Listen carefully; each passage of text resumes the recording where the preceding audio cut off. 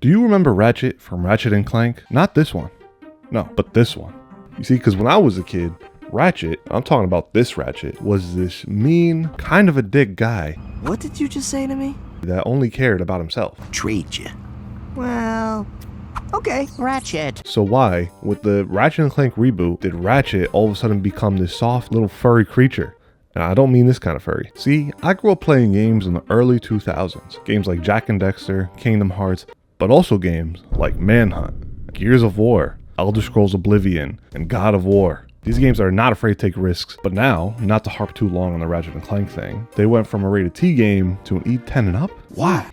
I'll tell you why. It's because the gaming market is no longer catered to me. And by me, I mean all of us. I think a big reason for that is the release of Fortnite. You see, Fortnite taught companies one thing, that the younger audience will stay around longer and spend more of their parents' money. They've made billions with a B. So, studio, why is it that these games have been getting softer and softer? I'll tell you why. Because directors and CEOs of game companies decided that they care more about how the game looks than if it's actually fun.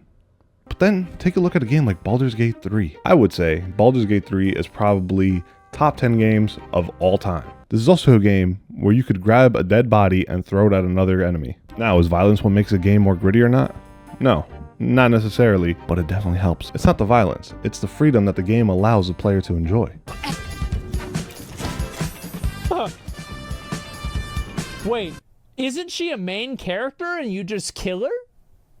When you start limiting a game to reach a broader audience, there's only so much you can do. I miss a time when game companies weren't afraid to take risks. They would just kind of throw pasta at the wall and see if it sticks.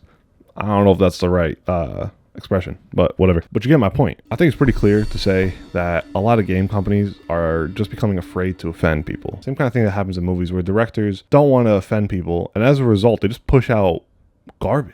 Plain and simple. And the movies that are trying to push some agenda or trying to fit to a larger audience don't really do that well. So what I'm saying is the same thing kind of happened to video games. Let's take the Spider-Man series, for example. Now, to be fair, Spider-Man has always been kind of peppy, kind of your friendly neighborhood Spider-Man. That's his whole shtick, right? But have you played Spider-Man 2 recently?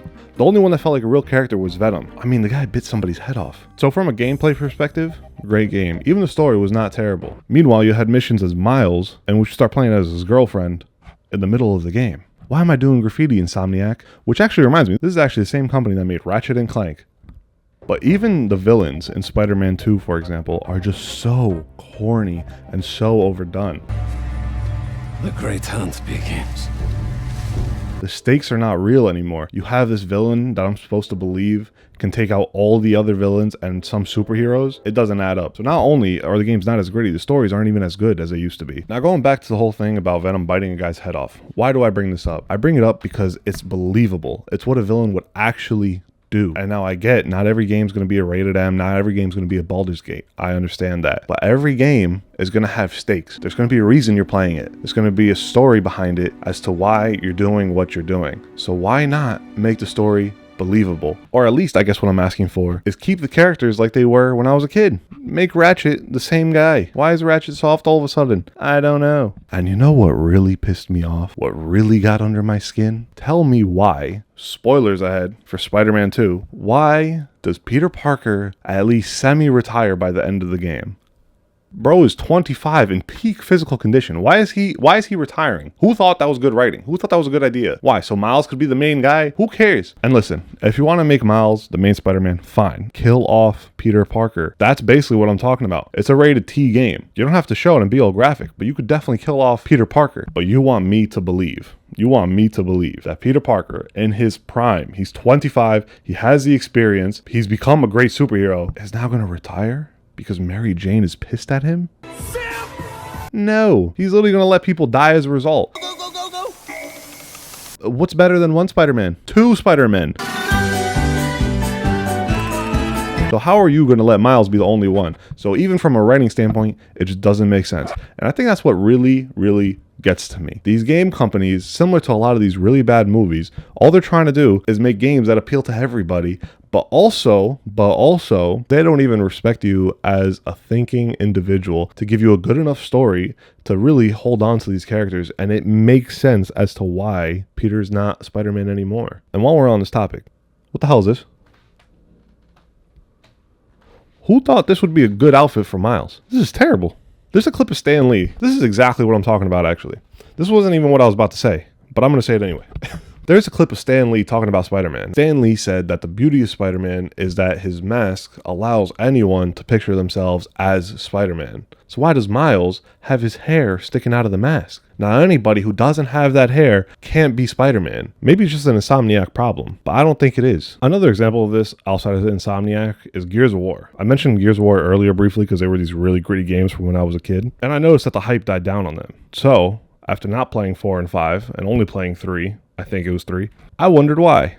So I phoned a friend, and he was a big Gears of War fan, and he told me that essentially 4 and 5 followed a different narrative. 4 was cool because it was a prequel to the first game, but 5 followed this other protagonist who basically, in one way or another, was related to the Swarm or something like that, and the story just didn't make any sense. So it's even more to my point where these game companies don't know what they're doing, and the writing sucks, and nothing makes sense. Why? Why doesn't anything make sense? And it got me thinking, there's a lot of remakes coming out. Resident Evil 4 remake, Dead Space remake, Alone in the Dark, Resident Evil 2 and 3, Silent Hill 2. Why didn't you even make Silent Hill 1 remake? I don't know. But you get what I'm saying. They're remaking all these games because they just can't think of good new IPs anymore. They don't have any good stories, they have terrible writers, and even the game designers don't know what they're doing. You see, I think most guys who play games are kind of like me. Young adults that come home from work just want to kind of relax and play video games all day, all night, and then go to work the next day, and that's it. So why are they pushing agendas onto games? I'm not going to get into it because that's not the video for it, but I'm just saying that they basically just forgot how to make good games. So what do? They're just going to keep churning out remakes, one after the other. But I'll tell you a game that actually I think did it right. Now watch out, this is spoilers for The Last of Us. The Last of Us, and I guess more importantly Naughty Dog, decided to take a massive risk with the second game. They killed off the main character of the first game. That was amazing. Now this was obviously a huge controversy,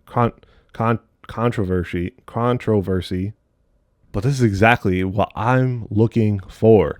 Take the risk. And guess what? It's a great game. Says me who only got about halfway, and I'm going to restart it soon. But even the first game, you had this whole long journey, and in the end, you just undo everything you just did, right? So that's a massive risk for a game to take. They're basically telling you that everything you just did didn't matter. Now, a lot of gamers, they'd be pissed off. That's what I would think, right? But as you all know, The Last of Us Part 1 is absolutely beloved game. So I guess all I'm really asking for is for games to be gritty again. Or in other words, games to get risky again. Don't be afraid to take a risk, developers, if you somehow see this video. Or I guess more importantly, what really upsets me about it is don't take old IPs and rebrand them into something soft. Keep the IPs as they were. Let's say God of War, for example. Kratos was a maniac, but at least his development story, you can see how he got to the point where he is, where he still has that rage, but tries not to pass it on to his son. Now imagine if they took Kratos without giving any of this backstory and this long drawn out narrative of the first game and then into Ragnarok and just made him all of a sudden this bubbly character. That's basically how I felt about Ratchet. So all I'm hoping for in the future is that games just